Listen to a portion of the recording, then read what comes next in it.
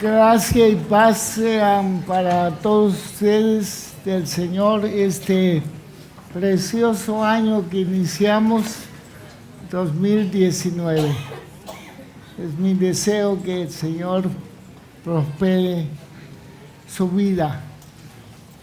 Vamos a leer en el Evangelio de Juan un versículo, pero si usted tiene la Biblia abierta durante la exposición, ayudará para poder entender el mensaje, la proposición del Evangelio de Juan. En este precioso versículo del capítulo 6, 63. Dice a la letra así el registro de Juan de las palabras del Señor Jesús. El Espíritu es el que da vida. La carne para nada aprovecha. La palabra que yo os he hablado son espíritu, neuma, y es vida, soy. Padre, gracias por tu palabra. En Cristo Jesús, ayúdanos a entender el deseo registrado en estos versículos. En Cristo Jesús. Amén. Quiero pedirle con mucho amor que por favor tengan sus WhatsApp en calma. Le voy a dar unos segundos para no interrumpir la exposición de la palabra, ¿sí? Cheque su WhatsApp ahí para que no esté sonando, ¿sí? Por favor. El Evangelio de Juan, para mí hay una declaración que siempre me ha conmovido. Es una declaración muy triste. Cuando uno hace la lectura, el trasfondo histórico de la vida de aquellos tiempos, de la necesidad terrible que tenía Israel en los tiempos de Jesús. Y entiende lo que Jesús dice, conmueve. Jesús dice, la palabra de Juan dice, Jesús estaba en el mundo. Y el mundo por él fue hecho. Y el mundo no le conoció. A los suyos vino, pero no le recibieron. Qué triste. Estaba expresándose la vida de Dios. Se había encarnado en la persona del Señor Jesús. Estaba siendo expuesta con palabras específicas para sus oyentes, pero no le recibieron. No le recibieron. En mi reflexión personal, yo he querido contextualizar este pensamiento con una paráfrasis de este texto. Pensando hoy en lo que vivimos, yo puedo decir, el Espíritu Santo está en la iglesia. La iglesia fue hecha por el Espíritu de Dios, pero la iglesia no está conociendo al Espíritu de Dios. El gran olvidado de la Trinidad. Los énfasis, si uno hace estadística de las temáticas que predicamos y enseñamos a través de un año, vamos a ver que muy pocas referencias a la obra del Espíritu. Tan solo referencias son pocas en relación al Hijo y al Padre. Ya no le digo la profundización de lo que nos revela el texto sobre la persona del Espíritu Santo. Muchas de nuestras trampas es que creemos que sabemos mucho del Espíritu de Dios y lo hemos dejado de enfatizar. No solamente en la predicación, sino en la vida estratégica de la vida cristiana. ¿Qué podemos decir, hermanos, del Espíritu de Dios en este año que iniciamos? Como iglesia pentecostal, que siempre la iglesia pentecostal se ha caracterizado por una búsqueda, una guía del Espíritu de Dios. Yo creo que el gran éxito de la iglesia pentecostal, el gran avance que no han logrado otros movimientos cristianos, ha sido por la obra del Espíritu de Dios. Cuando una iglesia es sensible, cuando vidas cristianas son sensibles a la guía del Espíritu Santo, a la obra del Espíritu Santo en su relación con Cristo. ¿Qué quiere el Espíritu hacer por y en nosotros, hermanos? Es una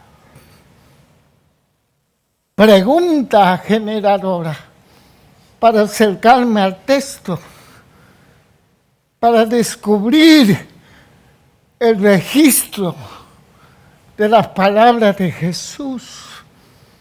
El Evangelio de Juan le da supremacía a la obra del Espíritu de Dios. Es el Evangelio, junto con Lucas, que es el Evangelio más carismático. Se describe los impactos de la obra del Espíritu en el testimonio de Cristo. Y en Hechos sigue la intencionalidad teológica de Lucas. El mismo Jesús que anduvo haciendo señales y prodigios es el mismo que está en la iglesia por la presencia del Espíritu Santo. No se pierde la discontinuidad. Se entiende el papel estratégico del Espíritu aún hasta las misiones cristianas. Es los hechos, es los lemas, los hechos de los apóstoles, los lemas en griego, hechos, lemas, son los lemas de los apóstoles del Espíritu Santo a través de ellos. El énfasis está en la persona del Espíritu de Dios en la iglesia del primer siglo. Pero nos hemos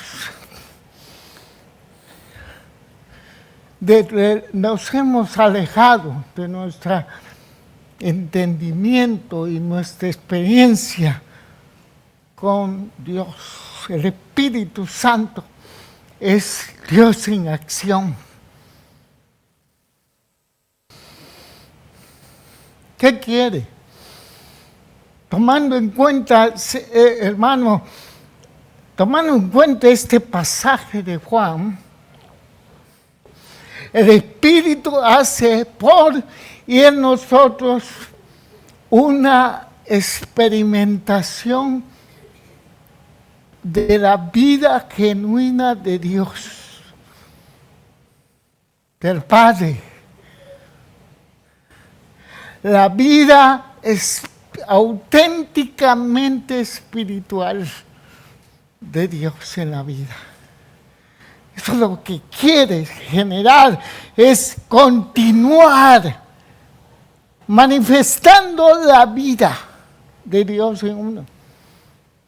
en medio de nuestra condición en la carne, en medio de nuestra condición de la naturaleza caída, el Evangelio nos ha dado vida por la palabra de Dios.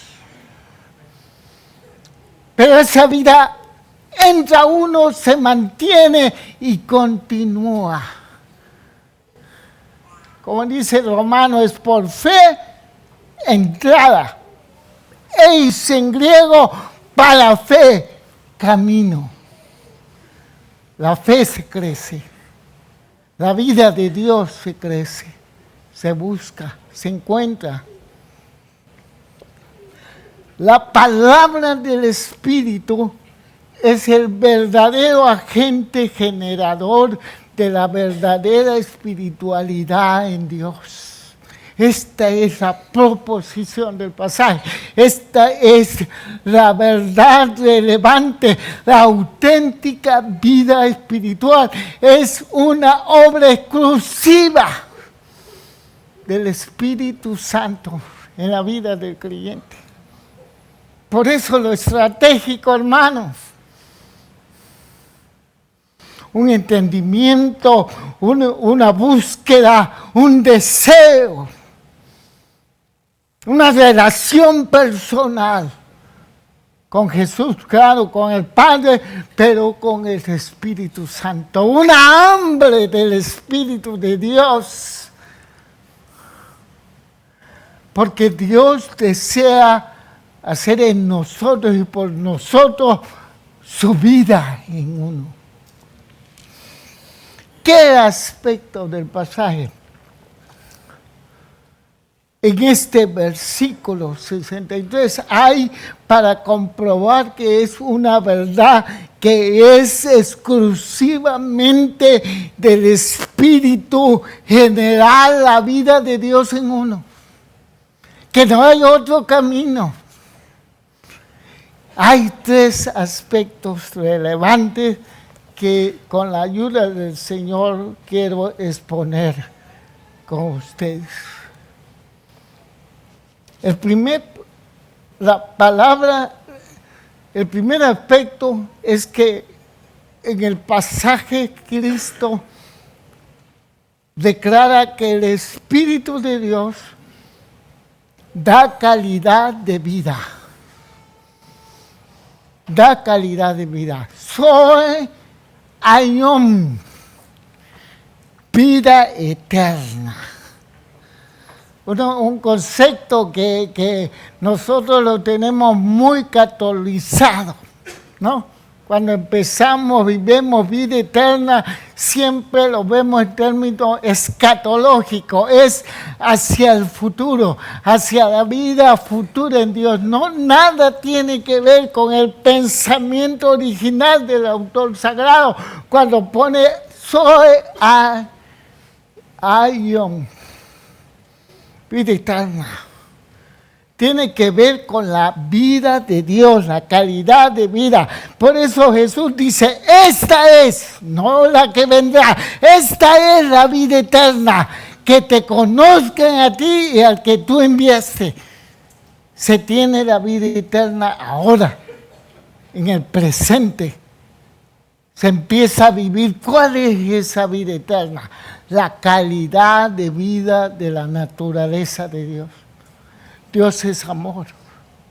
Cuando uno manifiesta amor, es vida de Dios.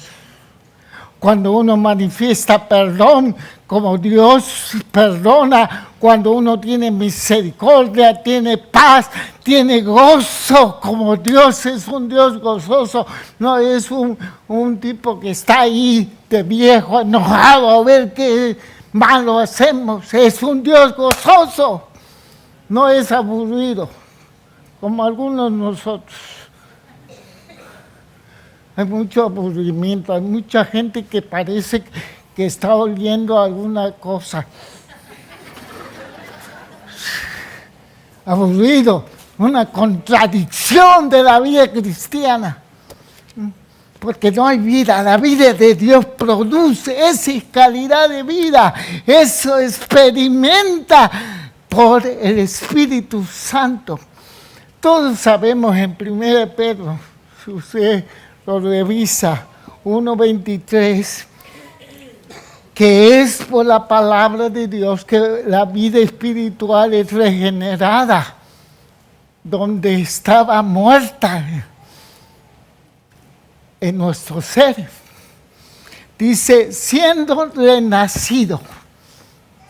Me encanta esta traducción. En Juan dice a Nicodemo, ¿es necesario nacer de nuevo? No. El texto original dice, es necesario renacer de nuevo. Es decir, restaurar la vida perdida en el Edén. Ese es el Evangelio. El Evangelio viene a darnos salvación, pero como medio para restaurar la vida de Dios en el hombre. Siendo renacido, no de simiente corruptible, sino de incorruptible por la palabra de Dios, que vive y permanece para siempre. ¡Aleluya! La palabra de Dios nos da vida, sostiene la vida de Dios en mí y en ti.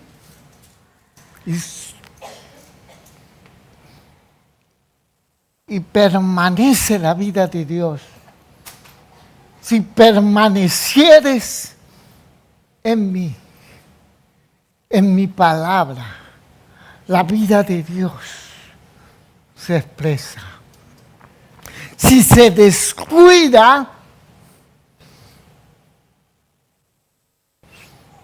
de recibir la vida de Dios, uno vuelve a la obra de la carne.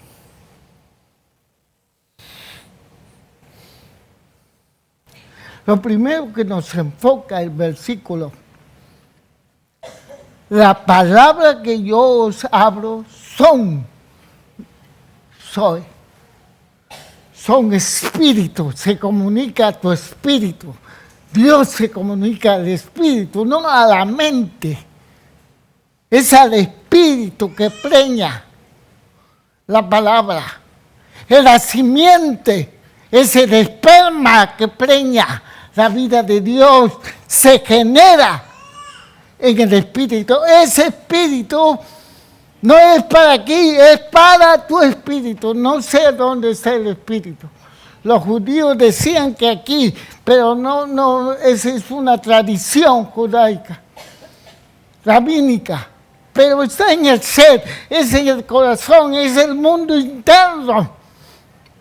1000 palabras que yo hablo comunica al espíritu. Y él da vida. La vida de Dios.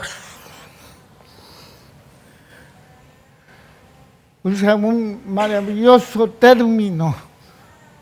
Un adjetivo lo pone en verbo. Se da esa licencia.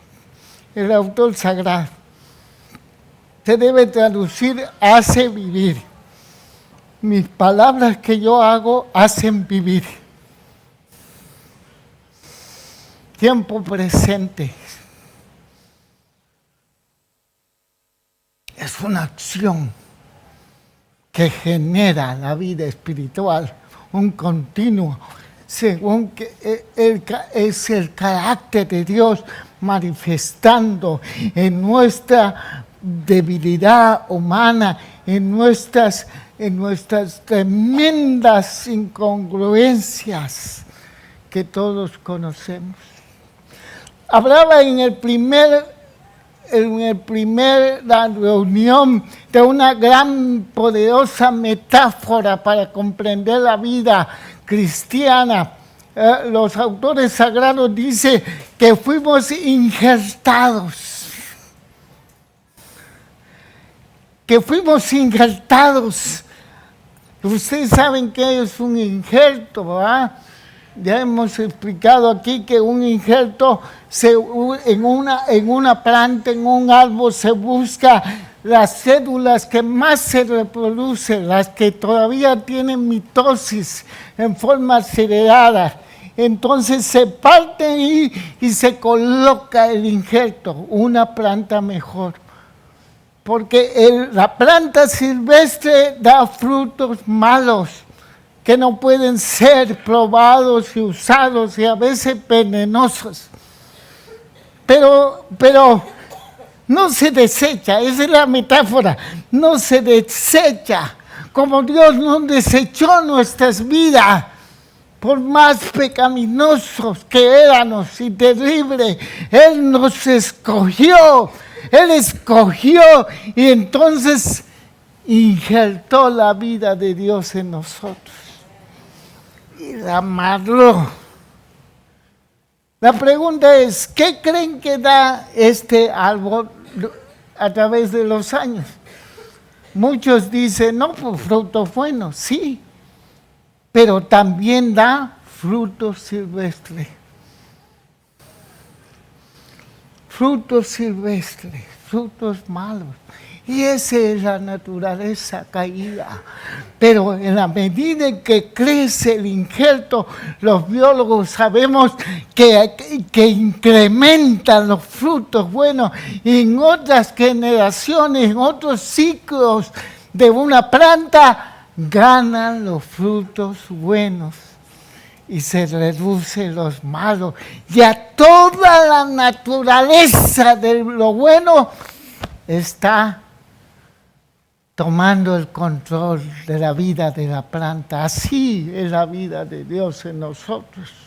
Quiere tomar el control total para manifestar la vida de Jesús en nuestras acciones. Si van a conocer a Jesús, este mundo no es por la palabra a veces predicada, son los hechos de nuestras vidas. Cuando se vean cristianos generosos, amantes, perdonadores, cristianos de bien, cristianos que generan una vida diferente a los que no tienen Dios. La calidad de vida de Dios.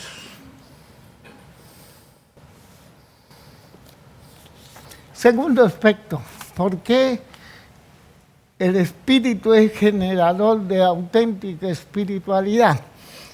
Porque el hombre es incapaz de producir espiritualidad genuina. Produce espiritualidad falsa. Dice el Señor, mete en este contexto, cuando dice el espíritu es el que da vida. Lo contrasta, la carne para nada aprovecha. Si uno toma en cuenta esta expresión a la luz del contexto, se debe tomar en cuenta para entenderlo. Si no, podemos hablar de la carne muchas cosas que no dice Juan. En el contexto, Jesús está contrastando con una audiencia religiosa, extremadamente religiosa, como es el pueblo judío. Y es en este contexto que Jesús se hace referencia cuando dice, la carne nada aprovecha, está contrastando que la sinergia humana no puede producir la vida de Dios en uno. Uy, esto qué necesario es cuando vivimos a veces un mal entendimiento. Vemos la vida cristiana como un acto de producción, como el mercado. Entre más le echamos ganas, más crecemos el Señor. No, eso es falso. Esa es espiritualidad falsa para Jesús. La cultura del mérito. Los que tienen méritos son los elevados.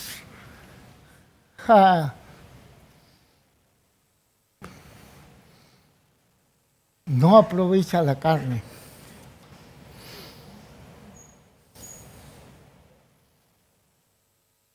lo primero que nos enfoca el texto es la incapacidad personal para generar nuestra vida en Dios.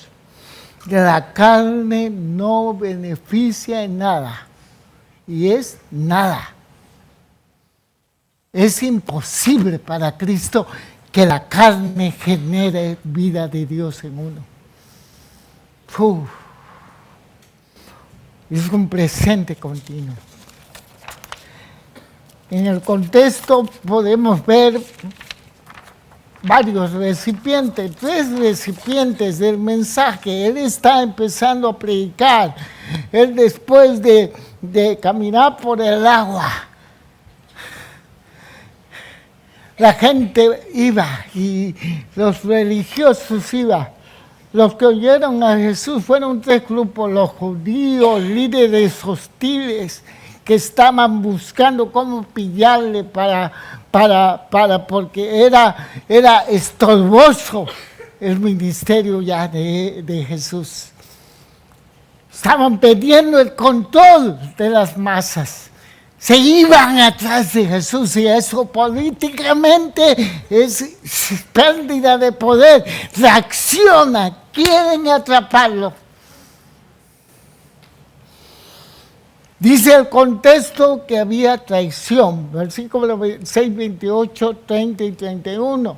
Encontramos la traición. Había murmuración. Había desprecio a su persona. 6, 41, 42. Fue a Capernaum, hace poco estuve con Nayara ahí y vimos en el lugar donde lo querían arrojar cuando empezó su ministerio. Tremendo. Este no es el hijo de José, este no es el carpintero. ¿Cómo viene aquí a decirnos esto? Atribuirse que es divino por la palabra de Isaías que predica.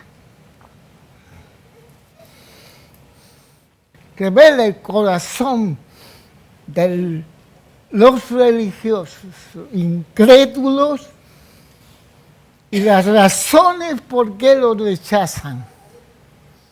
En el contexto nos dice Juan que es rechazado por los 3 grupos.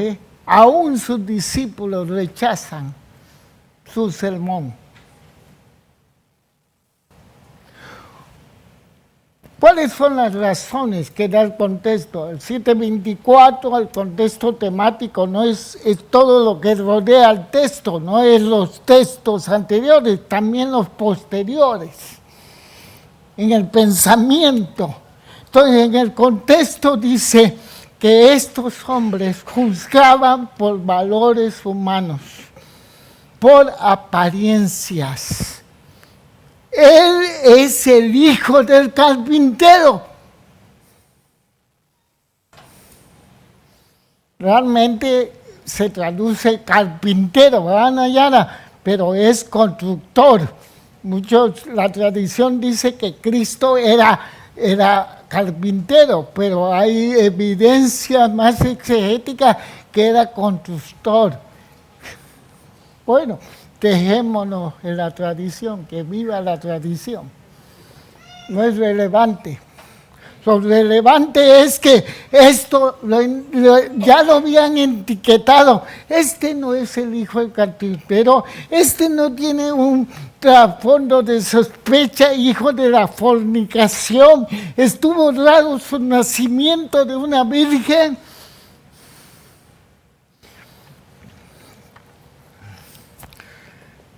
Y Cristo dice: no juzguéis según las apariencias, sino juzgar al justo juicio. No podían percibir quién era el que estaba diciendo sus dichos: yo soy el pan de vida. El que cree en mí tendrá vida eterna. No creían.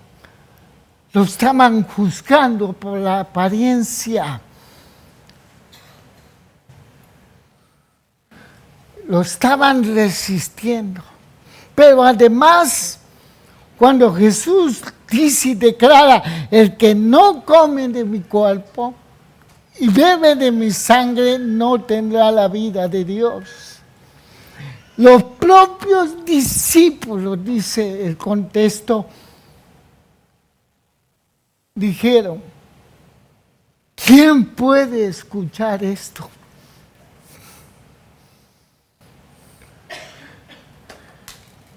Jesús habla interesantemente en el contexto de Moisés. Vean usted, 7:32. De cierto os digo, no os dio Moisés el pan del cielo, mas mi Padre os da el verdadero pan del cielo. No podían discernir el pan, el contexto del desierto. Esto es muy importante para la vida cristiana. Si usted va a 1 Corintios, Pablo nos da una tremenda revelación en el capítulo 10, versículo 6. Nos dice a la iglesia cristiana, dice, mas estas cosas, ¿cuáles cosas? Las del desierto. Sucedieron como nuestro ejemplo. En griego es paradigma, para que sea un mapa en la vida cristiana. Entonces la exhortación aquí es entender que así como la generación del desierto fue incrédula a la guía de Dios,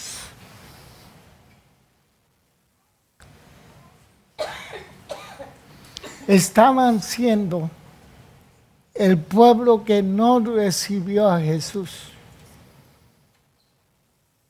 A los suyos vino, pero no le recibieron.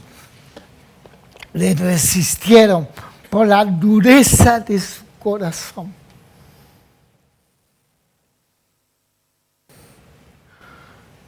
Prefirieron crearse toda una faramalla de activismo, aún distorsionando la ley de Dios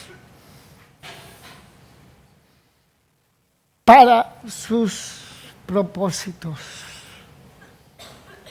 La carne no puede generar vida, genera religión. El tercer aspecto del pasaje es que solamente la palabra del Espíritu, óigame, solamente la palabra del Espíritu, solamente la palabra del Espíritu genera la vida de Dios.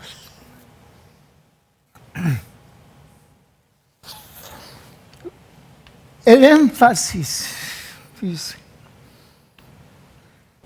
está en la palabra específica de Jesús. La palabra que yo hablo son espíritu. En griego registra con el concepto rema. En el contexto son dichos específicos. En el contexto Jesús está diciendo dichos como yo soy el pan de vida. Un dicho específico. Una palabra específica para receptores específicos en un momento. Es palabra que viene del Espíritu en él. Que algunos oyen para creer y otros oyen para condenación.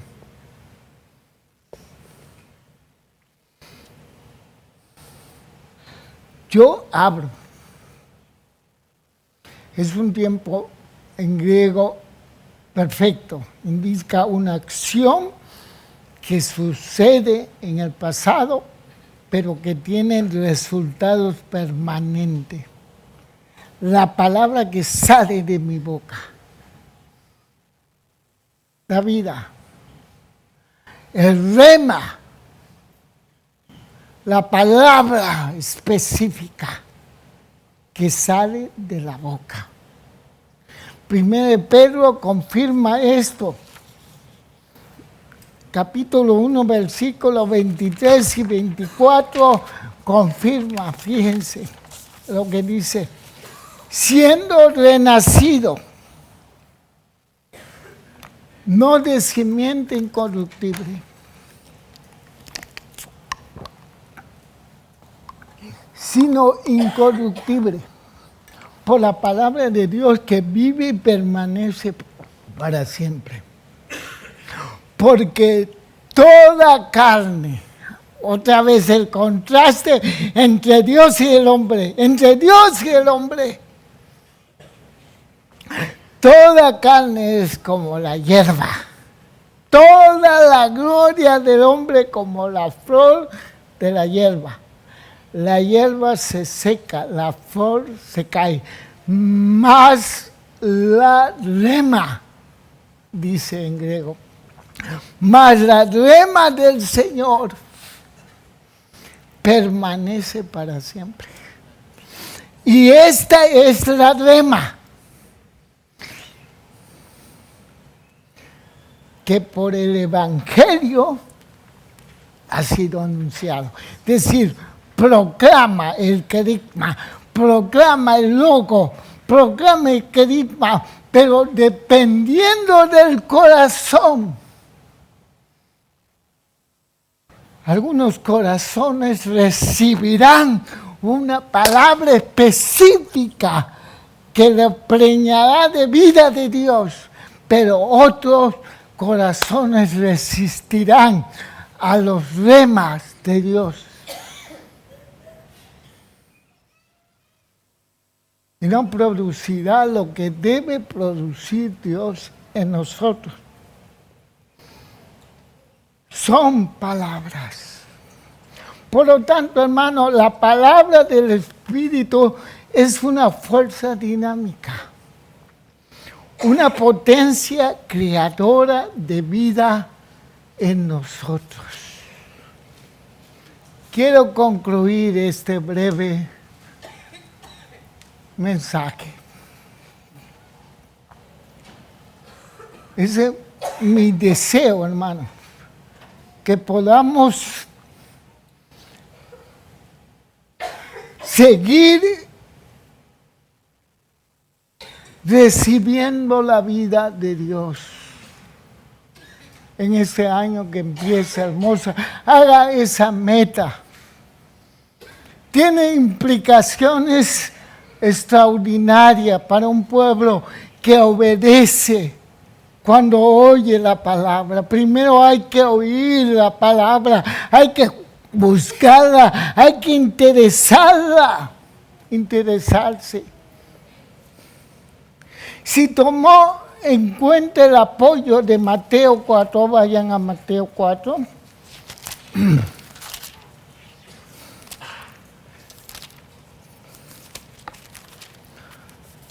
En la tentación que Jesús tuvo que hacer en el desierto, nuevamente el desierto, la metáfora del desierto.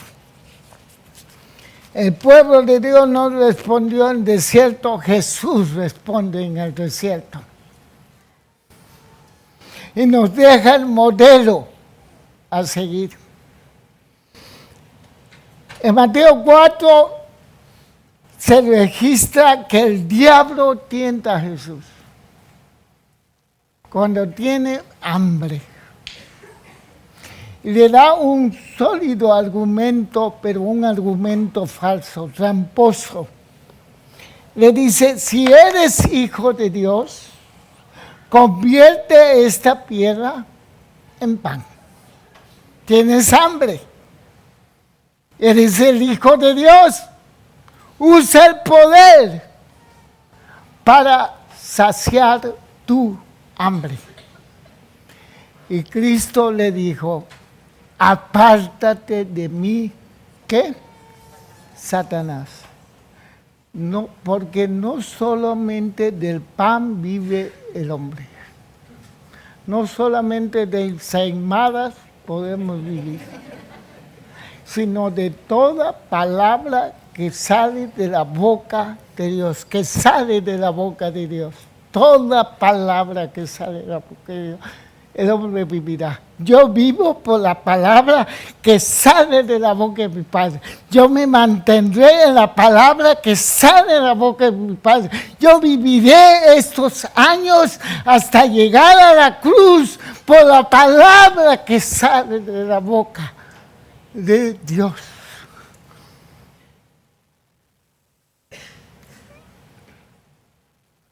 Quiere atrapar, quiere tentar a su identidad, si es hijo de Dios o es un religioso cualquiera.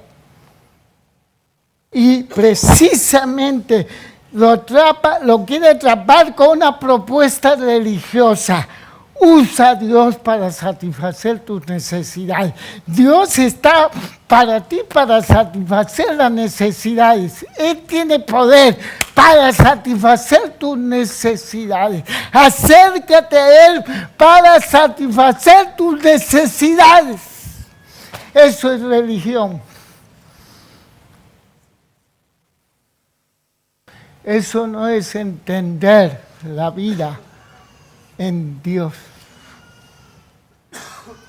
Él sigue siendo Dios, tengamos pan o no tengamos. Aleluya. Sigue siendo Dios. Apártate de mí.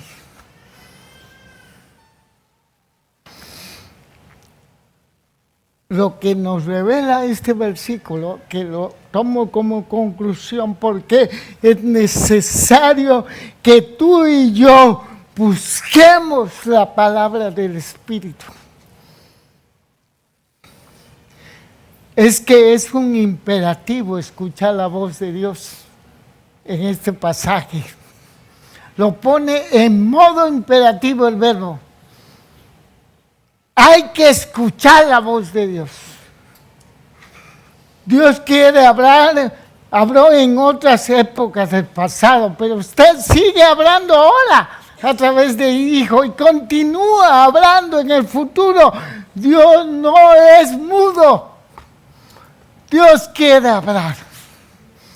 Jesús dijo, todo lo que sale, un presente continuo. ¿Qué quiere decir? Todo lo que ha hablado, todo lo que está hablando, todo lo que habla. Dichosos aquellos que tienen discernimiento de los tiempos, dice el Señor, que pueden discernir la palabra del Espíritu para su época, para la circunstancia. Aquellos que son guiados por el Espíritu de Dios son hijos de Dios.